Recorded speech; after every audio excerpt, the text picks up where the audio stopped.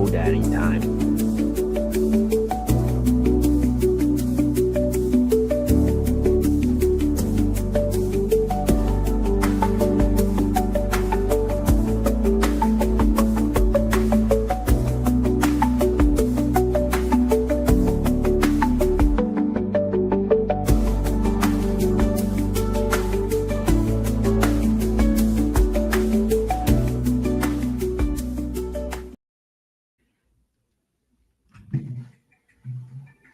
Fight Fiend forecast. We're back, ready to attack the bookies with Prelim Tim, MMA Husky Hustler for UFC 319, the Prop Fiends show. Prelim Tim, how you doing? Doing pretty good. I'm very excited about this card. I couldn't be more prepared in terms of fight watching. So we'll see how it goes. Husky, what's going on down there, down under in Australia?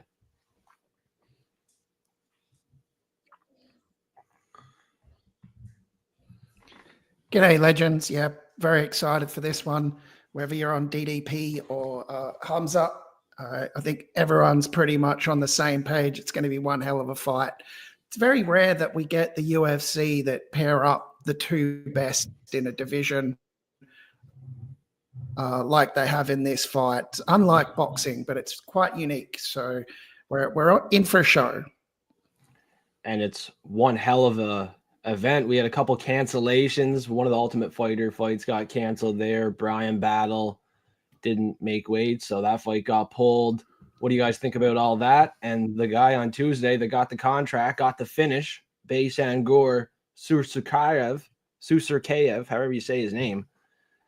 Struggling to pronounce it, but he's going to showcase his skill set here. 4 days later, what do you guys think? Quite the change of events here. I'm pretty excited about I don't want to say that guy's name, but Susurkayev. Yeah, that guy. I was really excited about him going into the Contender Series. He was my favorite pick of the Contender Series card. I think he'll win again. I'm going with a second round knockout. For Battle, I'm disappointed. I had a bet by him to win by decision. I was interested in that fight, so that kind of sucks. And the Ultimate Fighter one, I don't really care. The fight that I do want to see from the Ultimate Fighter is still happening, so that's good. Yeah, the Ultimate Fighter I did not care about, didn't predict. And Brian Battle was a value prop, so unfortunately we're going to skip that, change it up during the value props. Husky, what do you think about the whole showcase of events here?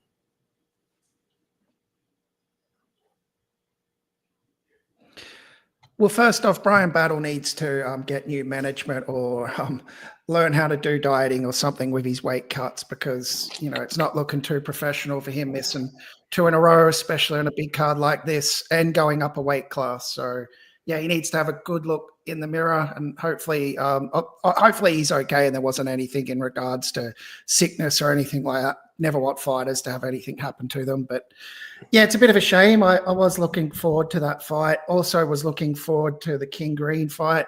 I thought that definitely had violence written all over it. So that would have been a good sort of atmosphere fight to get everyone up, pumped for leading into the co-main and main event. So, but that's okay. Hopefully these young guys from the contesting series can come in and put on a bit of a show.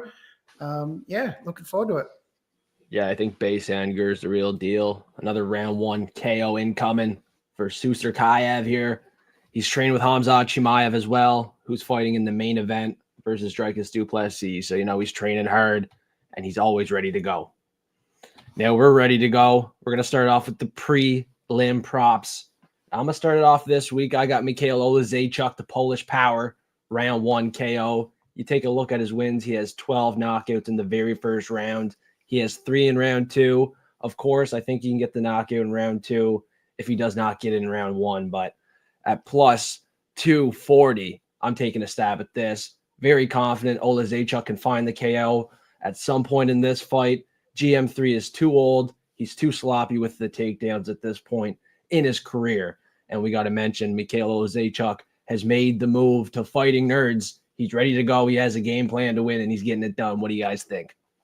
Let's pour one and have some fun this week on the show, too. I got the vodka. It arrived. I disagree with this one. I don't want to spoil it too much, but yeah, I'm on the other side of this fight.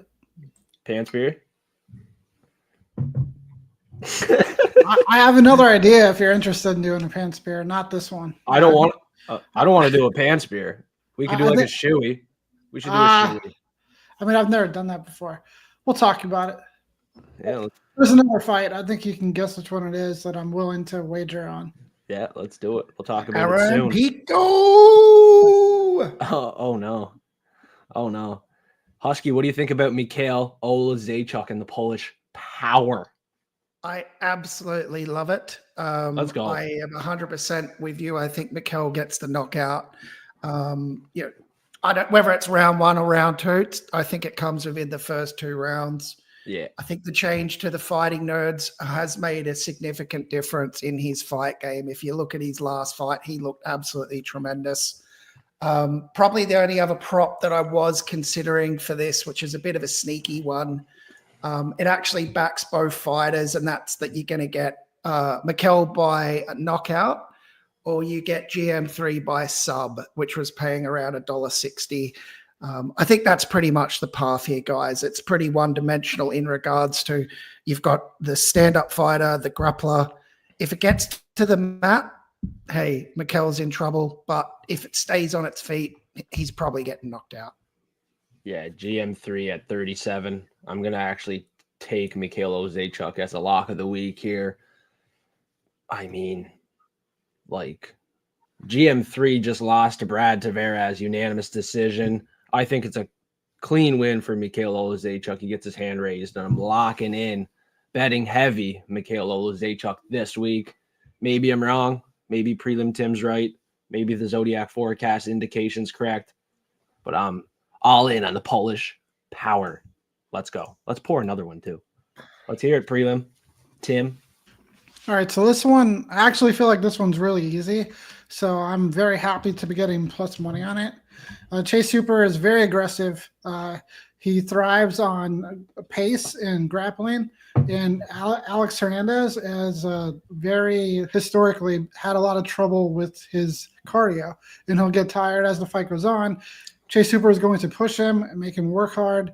I think he's going to get a finish probably second or third round. So I don't know if it's going to be a submission or a knockout, though. I could see him getting either, but it'll probably happen on the mat. So I'm taking the finish for plus 115 and pretty confident. I'm confident he can get it done. No matter where it goes here, he's getting the win. Another lock of the week for me. Chase Hooper, the pooper scooper. We got to trust in him to get it done here, regardless of the situation. I think he's another lock of the week, along with Mikhail Olazejchuk. Nice prelim prop. Tim, Husky, what do you think about Hooper?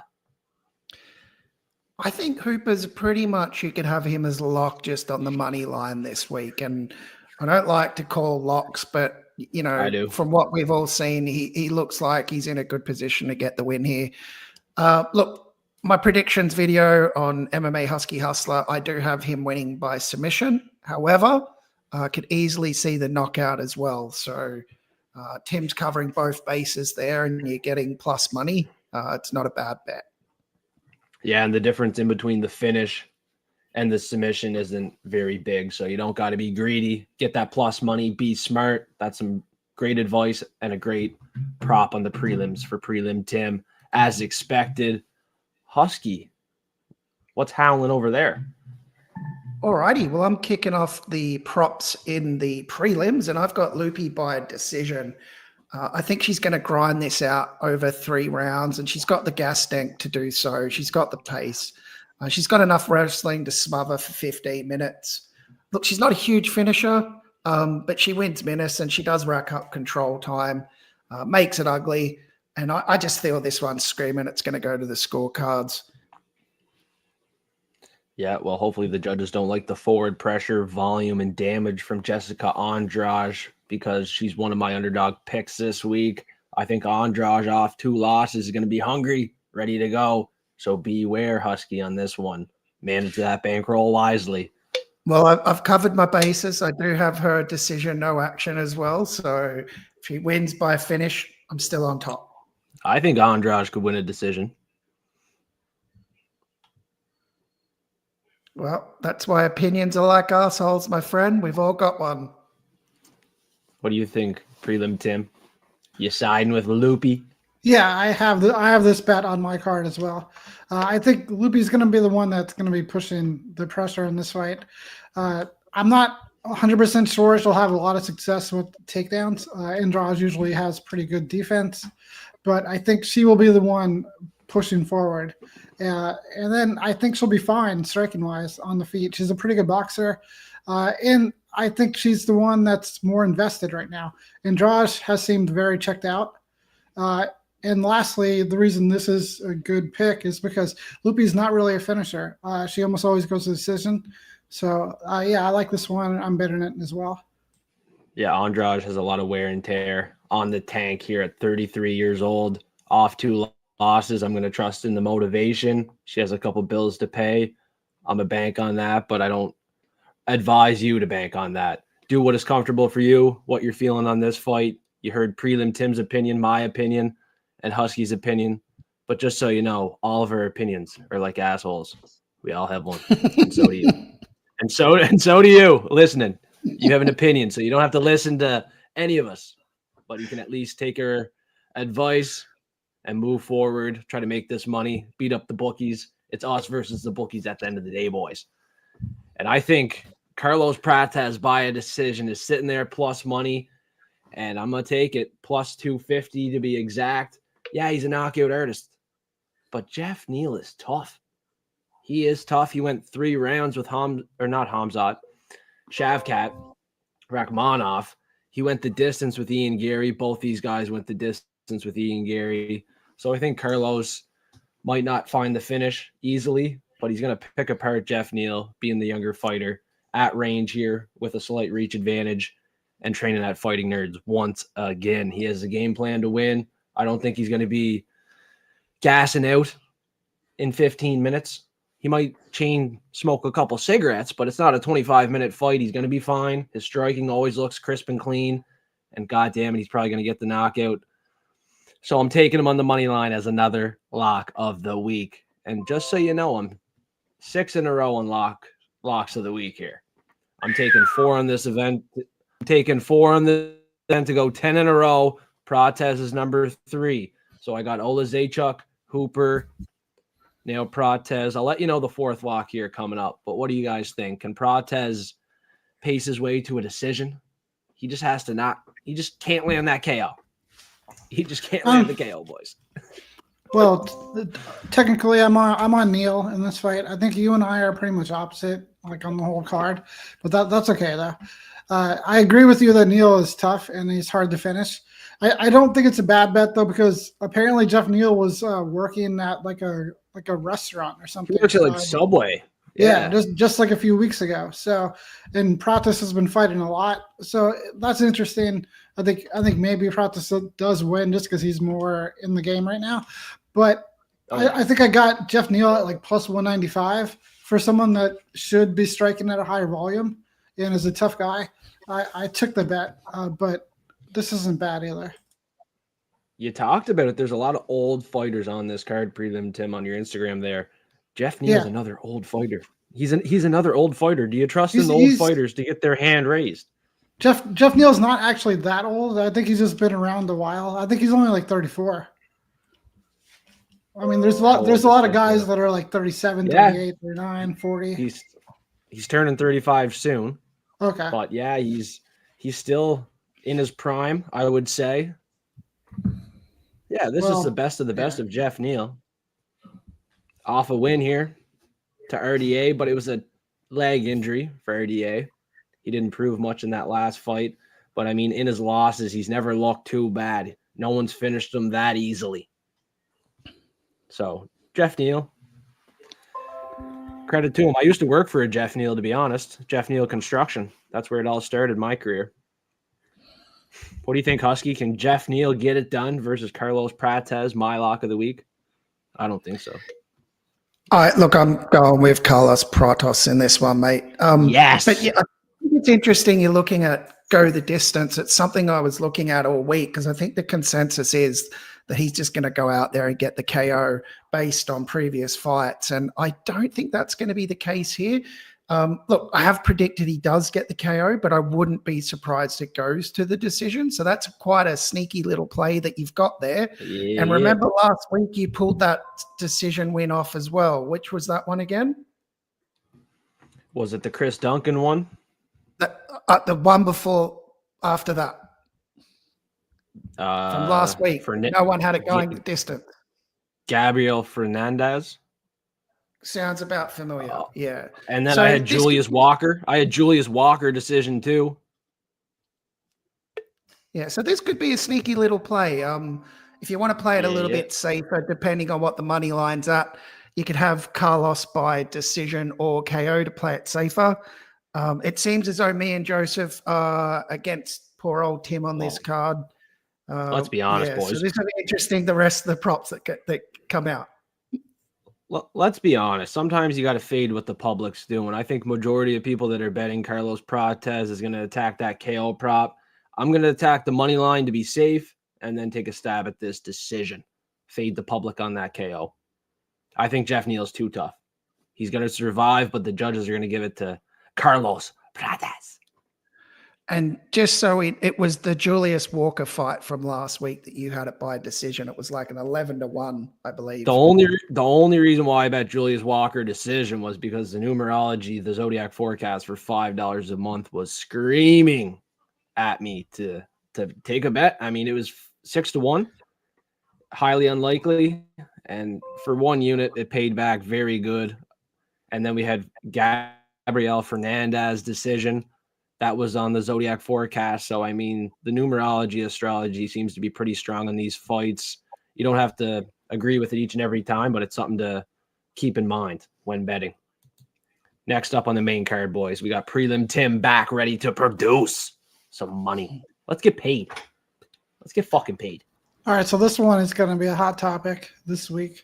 I'm very confident in Aaron Pico winning. I've watched his entire career. I know everything about him. I think I watched his entire career again this week leading up to the fight. I watched Lerone Murphy's entire UFC career because he's had a longer career, so I didn't want to watch every single fight he's ever had. But I've watched as much as I could to prepare for this. I think Aaron Pico should win this fight. There's lots of different factors that could go into it. It's a debut.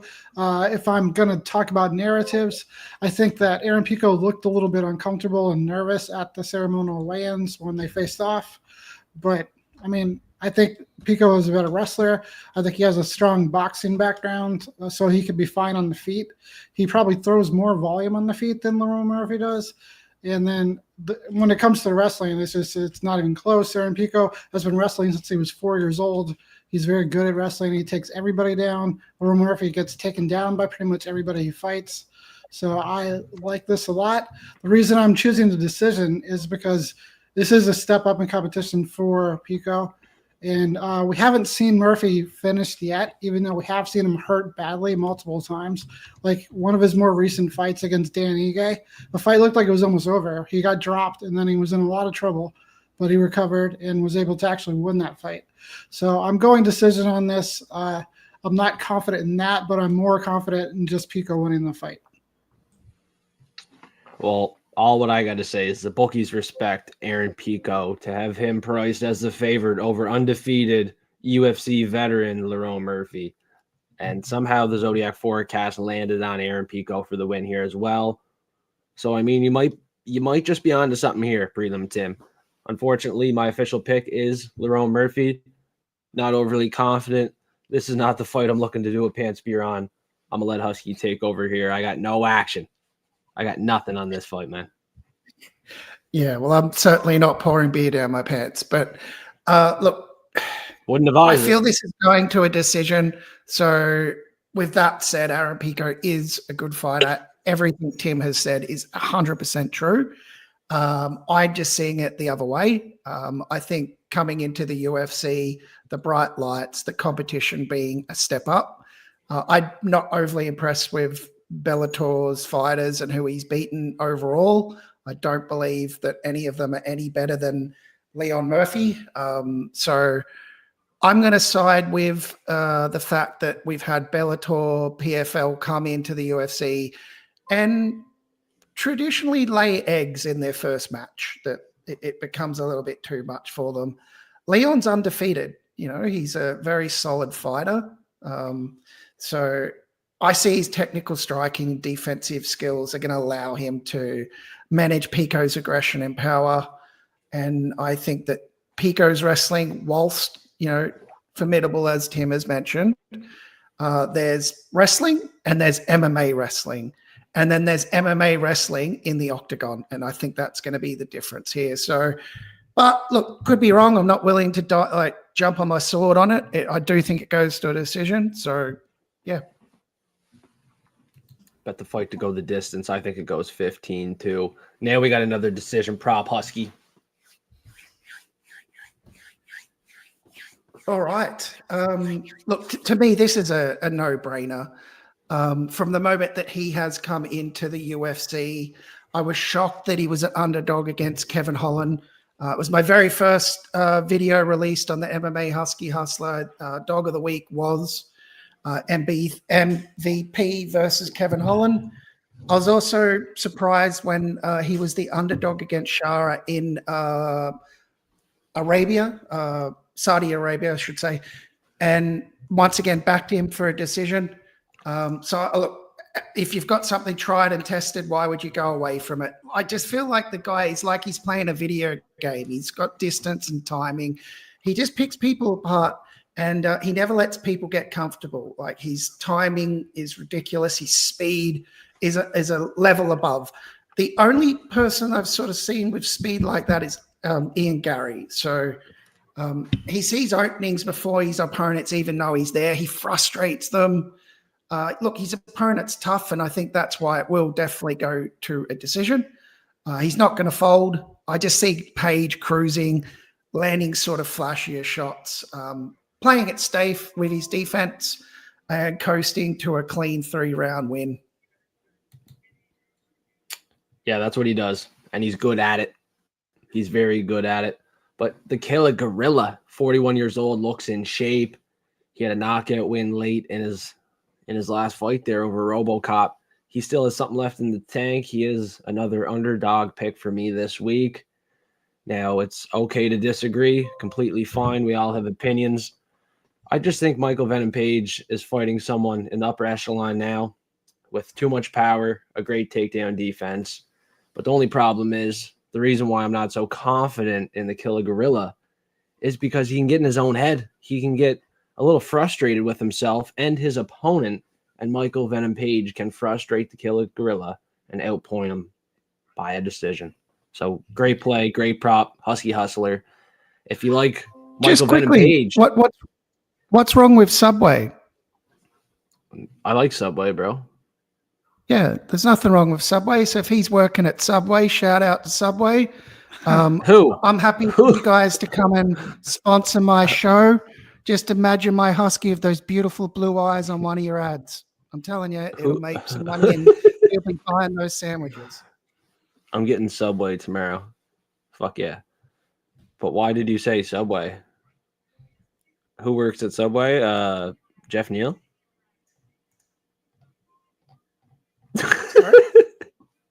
Who works at Subway? What? Jeff Neal? Something like that, yeah.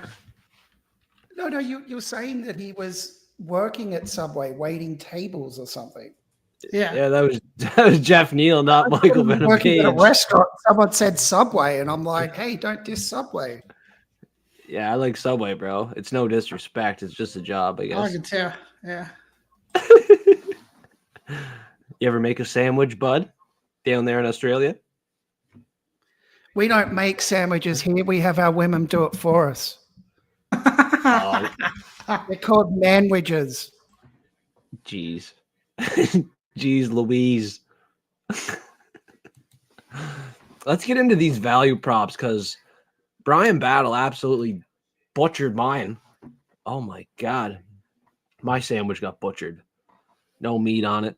Just like bread and some butter. it was looking good. I mean, he was going to go 13-2 pro and make Ruzaboev fall 13-2 by knockout. But unfortunately, I'm going to take Asakura round 2 finish. I think it's 7-1 odds here. That's my value prop. I think Asakura is too quick, too fast, and hungry for that win here in the UFC. His first UFC win. You got to look at his finish wins. He has a lot of highlights. Tim Elliott's never been finished by knockout in the UFC, but there is a first time for everything. First knockout loss for Tim Elliott. First win for Asakura in the UFC incoming. Prelim Tim absolutely hates it, but let's hear it. Yeah, I'm on Tim Elliott. It's not confident. I'm a very big Tim Elliott fan. He's only got a few fights left, so he was plus 230, so I figured why not just take a shot on it. But also he has the right style to win this fight based on what we saw Pantoja do. And I'm not saying Tim Elliott's Pantoja, but Tim Elliott himself is a very unique and talented grappler. So, I mean, for plus 230, what's the worst that could happen? I'm picking Tim Elliott, and that's my guy. That is your guy, Tim. But this is another fight where I think one opposition's too old. We got Tim Elliott, 7 years older. Unfortunately, the youth might be a little bit too much in this fight, and it could be a showcase fight for Asakura off that tough loss, I should say, to Pantoja. Debut fight, fighting for the belt. It was a tough task. I was never picking him to win that fight. Husky, what do you think on this one? Yeah, look, taking on Pantoja in your very first fight in the UFC for the title, that's a huge ask from anyone. And that's why I'm going back to why you fade these people that come in from other divisions in their first match. But look, he is a tremendous fighter. What's his record? I'm just looking at it now. 21 wins, 13 knockouts. That's pretty impressive. Will that power translate over to Tim Elliott, who's a veteran? Maybe, maybe not. Could maybe see Tim Elliott taking that to the scorecards and making it a little bit closer than what people think. But I do tend to agree that he will win the match.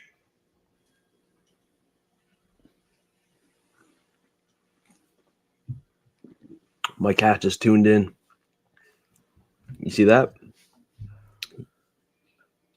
No. She just tuned in for a minute. She wanted to say hello to everybody. Prelim Tim, the value prop for you this week. Yeah, I don't like it. I just don't like it. It's a true value prop. I mean, it's mostly a bet for the number. But also, this is the king of the middleweight division for finishes. He has 12 finishes in the UFC middleweight division, which is the most in UFC history. He has 29, which is a huge number, 29 career submissions. And if you're familiar with Gerald Mearshardt's career, he over and over has finished people in the later rounds. Like, he'll be getting beat up in the first round, maybe some of the second round, but he'll turn the tides when people get tired, and he submits them. He's done it so many times. If you look at his submissions in his career, it's all second, third round, and there's no reason not to bet him to do it again at these kind of numbers.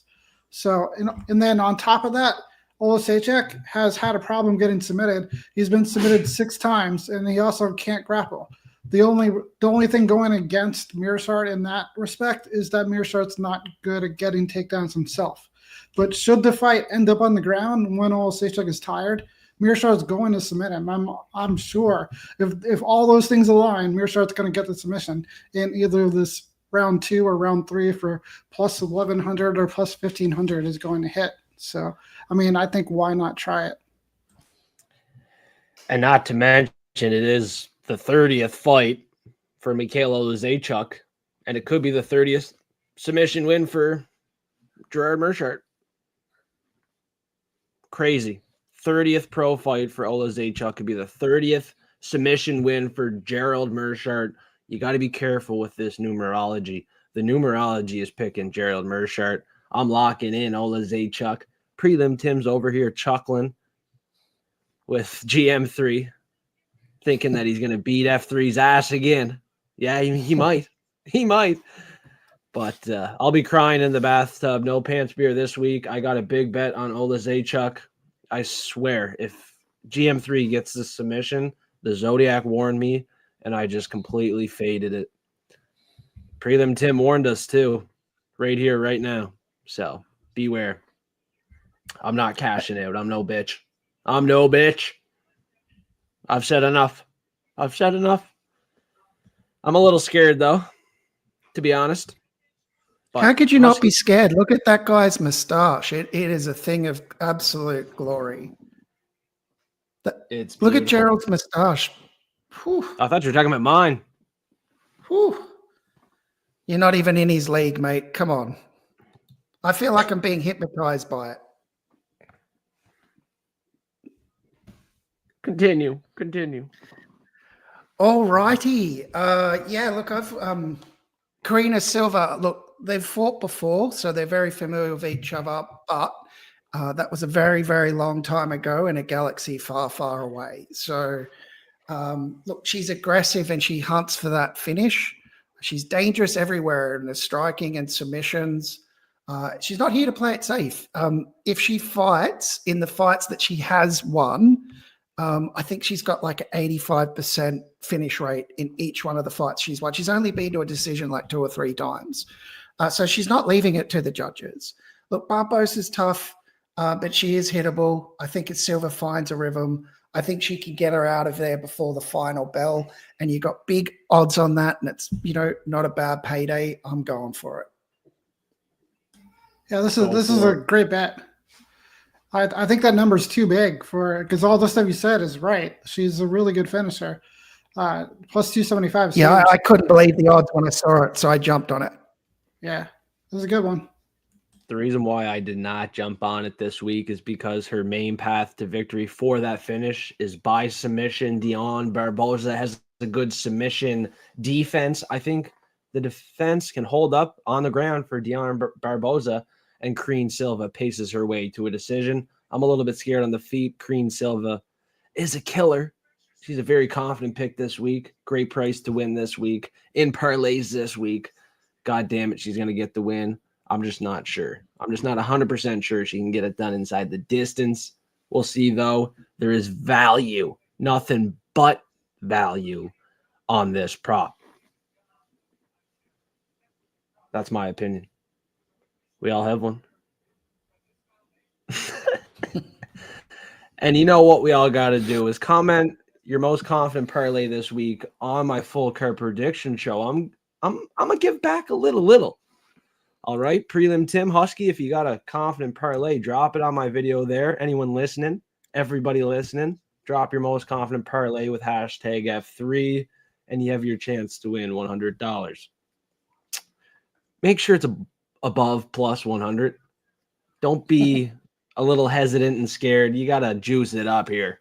5 alive it up. Right? Yeah, I agree. Parlay should always be plus money. Oh, yeah. Double up. You're not going to win with just don't plus even bet. 800, mate. Yeah, my main rule of thumb when I'm betting is don't take a bet unless it's plus odds or above. You will rarely catch me betting if it's below plus money. You can look at each and every bet I post and place. I don't place anything below plus money because when I take a loss, we make sure that we're profitable in the future when we hit. Always doubling up. Rule of thumb. Pretty simple, boys. You should not be taking a bet if it's not plus money. If you are, you got to smack it with a sledgehammer. And you got to be confident. But this is a chance to give back $100 to the people listening, all the forecasters, all the prelim prodigy, all the Huskies out there howling. Comment on my video. $100 is going to be given out to the winner. Only one winner. The greatest odds gets to win there. So, I mean, there's a lot of comments already. You have a chance each and every week to get this $100. So subscribe to not only me, the Fight Fiend Forecast, but to Prelim Tim, Husky Hustler, and we will continue to do the $100 giveaway each and every event. Let's get it going. Like the live stream, like the content each and every week. Support our channels, and we're going to give back. Thanks everybody for tuning in. We got 6 people right now listening, so we got to give out some free money, boys. Right? We got to give out some free money here on the show. We got 5 people listening. I'm giving out $50 in the show. Prelim Tim, how can we do it this week? It's hard to say now. I wasn't watching for anything earlier. Well, we got people active. We got 5 people listening. They can drop a message in the live chat. We got Husky Taylor active throughout the whole live stream. Kyle Deuce. We got Draft Goon showed up for a little bit. I think Fatal might have showed in there for a little bit. Mendoza, first time appearance. He was in there. He liked Husky's commentary. So we got forecasters here, 6 active. How do we give them $50 this week? 1 winner. Who wants $50 right now? Who wants 50 freaking dollars on the show? Prop Fiends. How are we going to do it? Well, so let's see who says first. Who wants it? Just say you want it. It's $50. Yeah. You got to tell us you want the 50 in the live chat. No one's in the live chat. The first person to type opinions are like assholes. Okay. All right, Draft. Yeah. Okay, first one to say opinions are like assholes in the live chat starting now. I'm not joking. First comment I see with opinions are like assholes gets 50 cents. That's a long thing to type. I don't care. They got time. First one that pops up, opinions are like assholes. I want to see it in the live chat, boys. Come on. Does that count? I got a big full drink of vodka. I'm going to shoot it. Opinions are like assholes.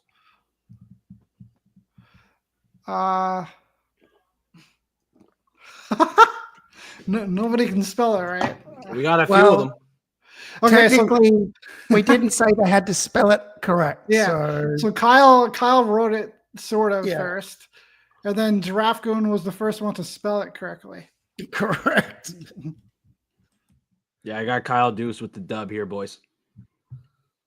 Kyle Deuce. I don't think spelling matters because that works with me. He spelled it wrong like 4 times now. that spelling's actually pretty bad. That's not an opinion. A pint. Can we count that? Yeah, I think we didn't say it had to be 100% accurate. I mean, we already said we can't take it away now. That's too cruel. We already said he won. So. You got to give that one to Carl. Sometimes it doesn't sound like we're speaking English, to be honest. A little sloshed over here. Yeah, and you got the Australian down there talking gibberish. No, I'm just kidding. I love the accent. Hey, at least we didn't invent our own English. Sometimes I create my own English on the spot or slur my words. All right, so what? Kyle DM Joseph. Yeah, Kyle Deuce, give me a DM here. You're getting $50. Opinions are like assholes. Everyone has one. Everyone listening has one. Hopefully everyone can cash in that's listening on this show. We got a bunch of props headed your way each and every week. We got $100 on the Full Card Prediction Show on my channel given out each and every week. And I mean, we're probably going to give out $50 each and every Prop Fiend show, boys. We got to do it. Keep the tradition rolling. The only tradition we're going to fucking end is the pan spear shit. Enough of that. Fuck me sideways. I've had enough of that. Well, it's probably wise because if you keep going against me, you're just going to keep doing it. Oh. Well, which fight this week are we going to do a shoey bet on? I want to do a shoey bet this week. I don't know if I Pico. I mean, that's the one, but no, Ola Zaychuk's the one. Ola Zaychuk's the one. No, you want the smoke. Mirsad is a long shot.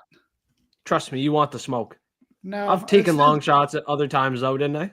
I didn't tell you to. Well, and plus, I'm not telling you to either. I'm not trying to pressure you. Anyhow, that's the one. Pico versus Murphy. I'm not really interested in a shoey, but I'll do it if that's what you want. Though. I said no action, but we're gonna put action on Murphy. I guess we're gonna do a shoey. I'll take Murphy. I guess I'm gonna put some more money in my account here, and I'm gonna bet Murphy as well. Fuck it. Okay, here's my question now. I'm a betler on Murphy too, along with the potential shoey. Can it be a pants bear for me if I lose? Because I'd rather do that. Okay. Yeah. Yes, I would rather see you do that. Okay. All right. Yeah. Fuck yeah. All right. Well, you're gonna lose, so don't get too excited. But I'm not interested in doing shoey. I've never done it, and I think it might go badly. No, it's a good time. It's a good time. Been there, done that. Hopefully I don't have to do anything crazy again this week, but I am willing. I think you're doing a shoey on Saturday night. I might do one just for fun. I'd do one now just for fun. Well, that makes it not a very good bet. I should make you do a pants beer then. Well, we already shaked on it. That's the end of the show, everybody. Thanks for tuning in. We're going to see you next week, 8 p.m. Eastern time on the Prop Fiends show. Each and every Friday, we're going to be back ready to attack these bookies. It's almost time to beat them up. It's going to be a good one in Chicago. Make sure you follow Prelim Tim, Husky Hustler below. Links are in the description below. Thanks, everybody, for tuning in, taking time out of your day to get forecasted. Take care, legends.